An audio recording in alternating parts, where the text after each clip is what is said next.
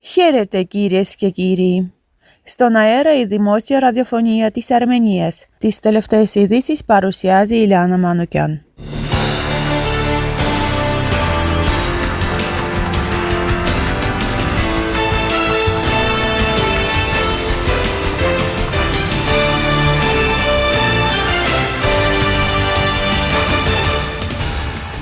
Οι βουλευτές των ΗΠΑ κατέθεσαν ψήφισμα με το οποίο καταδικάζουν τον αποκλεισμό των Αρμενίων του Ναγκόρνου Καραμπάχ από το Αζερμπαϊτζάν και τις συνεχιζόμενες παραβιάσεις των ανθρωπίνων δικαιωμάτων, καλώντας τον πρόεδρο των ΗΠΑ Τζο Μπάιντεν να αναστείλει αμέσως τη στρατιωτική βοήθεια και τη βοήθεια στον τομέα της ασφαλείας προς το Αζερμπαϊτζάν, να εφαρμόσει πλήρως το άρθρο 907 του νόμου περί στήριξης της ελευθερίας και να παράσχει ανθρωπιστική και αναπτυξιακή βοήθεια των ΗΠΑ στους Αρμένιους του Ναγκόρνο Καραμπάχ. Αυτό αναφέρει η Αρμενική Συνέλευση της Αμερικής. Το διακομματικό ψήφισμα αναφέρει ότι οι δυνάμεις του Αζερμπαϊτζάν παραβιάζουν τις διεθνείς υποχρεώσεις για ειρηνική επίλυση των διαφορών με την Αρμενία και το Αρτσάχ μετά την μεγάλης κλίμακας απρόκλητη εισβολή τους στο Αρτσάχ το 2020. Το ψήφισμα αναφέρει ότι ο πρόεδρος του Αζερμπαϊτζάν Ιλχάμ Αλίεβ έχει χρησιμοποιήσει ρητορική καλώντας για εθνοκάθαρση των αυτόχθονων Αρμενίων στο Ναγκόρνο Καραμπάχ και το καθεστώς του παραβιάζει με συνέπεια σημαντικές διεθνείς συμφωνίες ανθρωπιστικού δικαίου κατά τη διάρκεια του πολέμου του 2020 και μέχρι σήμερα, συμπεριλαμβανομένης της Οικουμενικής Διακήρυξης των Ανθρωπίνων Δικαιωμάτων, του Χάρτη των Ηνωμένων Εθνών και της Σύμβασης της Γενέβης.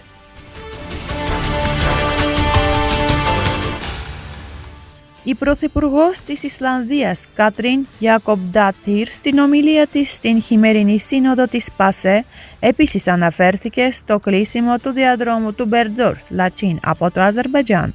Η τρέχουσα ανθρωπιστική κατάσταση στην περιοχή προκαλεί αυξανόμενη ανησυχία. Η Επιτροπή Υπουργών θα συνεχίσει να παρακολουθεί τις εξελίξεις, ανέφερε η μόνιμη αντιπροσωπεία της Αρμενίας στο Συμβούλιο της Ευρώπης σε ανάρτησή της στο Twitter, όπως αυτό μεταδίδει το Factor AM.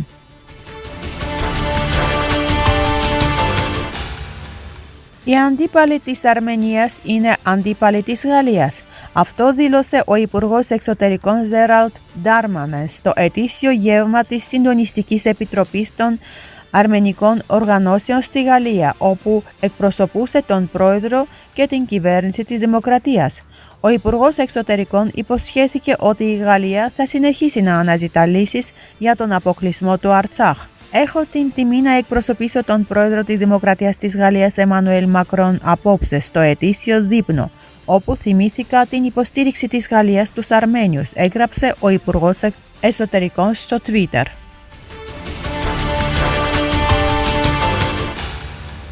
Η πρώτη συνάντηση υψηλού επίπεδου Ευρωπαϊκής Ένωσης Αρμενίας για την πολιτική και την ασφάλεια θα πραγματοποιηθεί στο Ερεβάν, σύμφωνα με το Γραφείο Εκπροσώπησης της Ευρωπαϊκής Ένωσης στην Αρμενία. Ο Χένρικ Μόρα, αναπληρωτής Γενικός Γραμματέας Πολιτικών Υποθέσεων της Ευρωπαϊκής Υπηρεσίας Εξωτερικής Δράσης, έφτασε σήμερα στο Ερεβάν. Θα προεδρεύσει της πρώτης υψηλού επίπεδου συνάντησης Αρμενίας Ευρωπαϊκής Ένωσης για την πολιτική και την ασφάλεια, αναφέρεται στην ανακοίνωση.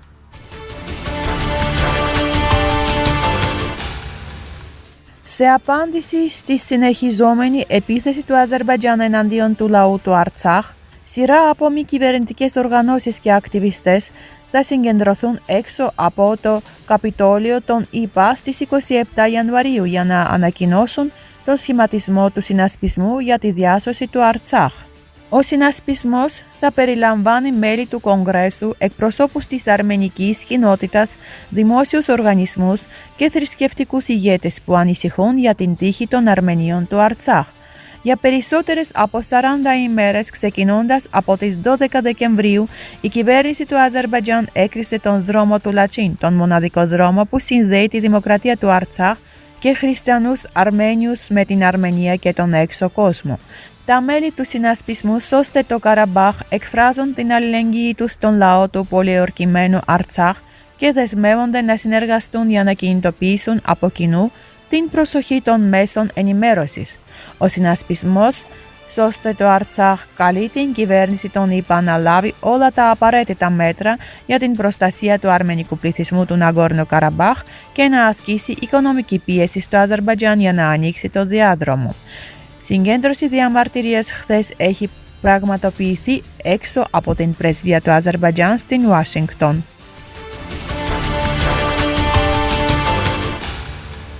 Η Ευρωπαϊκή Ένωση αποφάσισε να στείλει μια πολιτική αποστολή στα σύνορα Αρμενίας-Αζερμπαϊτζάν για 2 χρόνια. Τι θα φέρει η παρουσία της αποστολής? Για αυτό το θέμα το Ραντάρ Αρμένια μίλησε με τον πολιτικό αναλυτή Αρμέν Βαρτανιάν. Σύμφωνα με τον Βαρτανιάν, η απόφαση αυτή αποτελεί κυρίως αποτρεπτικό παράγοντα για το Αζερμπαϊτζάν, καθώς τα τελευταία 2 χρόνια το Αζερμπαϊτζάν εισέβαλε στο κυρίαρχο έδαφος της Αρμενίας αρκετές φορές, προκάλεσε συγκρούσεις και πυροβόλησε στις παραμεθόριες περιοχές της χώρας.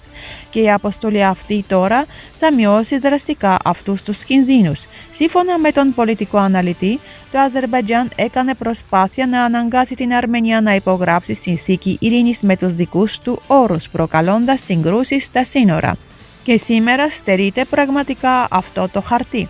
Το Αζερμπαϊτζάν προσπαθούσε να αναγκάσει την Αρμενία να υπογράψει συνθήκη ειρήνης, ώστε η Αρμενία να εγκαταλείψει οριστικά το Αρτσάχ και το ζήτημα του Αρτσάχ να περάσει στο χρονοτούλαπο της ιστορίας. Οι προσδοκίες τους όμως δεν πραγματοποιήθηκαν. Το Αζερμπαϊτζάν στερήθηκε ένα πολύ σημαντικό όπλο και τώρα δεν μπορεί να αναγκάσει την Αρμενία να υπογράψει συνθήκη ειρήνης.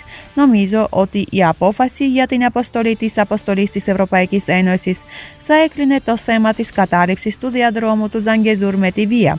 Στην πραγματικότητα, το Αζερμπαϊτζάν το στερήθηκε επίσης, δήλωσε ο πολιτικός αναλυτής, αναφερόμενος στην τηλεφωνική συνομιλία του Αμερικανού Υπουργού Εξωτερικών Έντονι Μπλίνκεν με τον πρόεδρο του Αζερμπαϊτζάν Ιλχάμ Αλίεβ. Ο Βαρτανιάν τόνισε ότι η αρμενική πλευρά ασκεί ισχυρή πίεση στο Αζερμπαϊτζάν για να ανοίξει τον διάδρομο και να υπογράψει τη συνθήκη ειρήνης.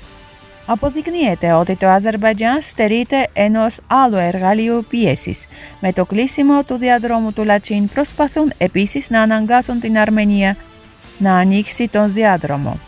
Ο πολιτικός αναλυτής εξέφρασε την άποψη ότι τις επόμενες ημέρες το Αζερμπαϊτζάν, υποχωρώντας τις πιέσεις, θα ανοίξει τον διάδρομο. Διαφορετικά θα έχει πολύ σοβαρές συνέπειες για το ίδιο.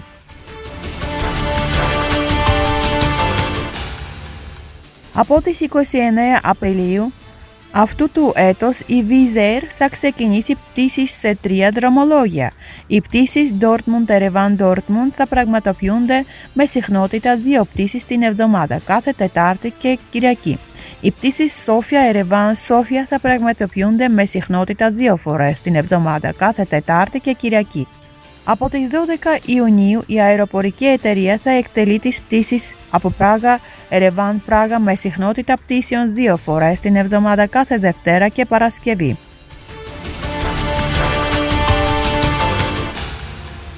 Το συνολικό ποσό των μεταφορών προς την Αρμενία ανέρχεται σε περίπου 4 δισεκατομμύρια δολάρια. Αυτό δήλωσε ο Τάτουλ Μανασαριάν, διδάκτορ οικονομικών επιστημών, κατά τη διάρκεια βιντεοδιάσκεψης. Είπε ότι πέρσι αυξήθηκε ο όγκος των ιδιωτικών μεταβιβάσεων προς την Αρμενία. Όπως και πριν, πάνω από το 60% του συνολικού ποσού των εμβασμάτων από το εξωτερικό προέρχονται από τη Ρωσία.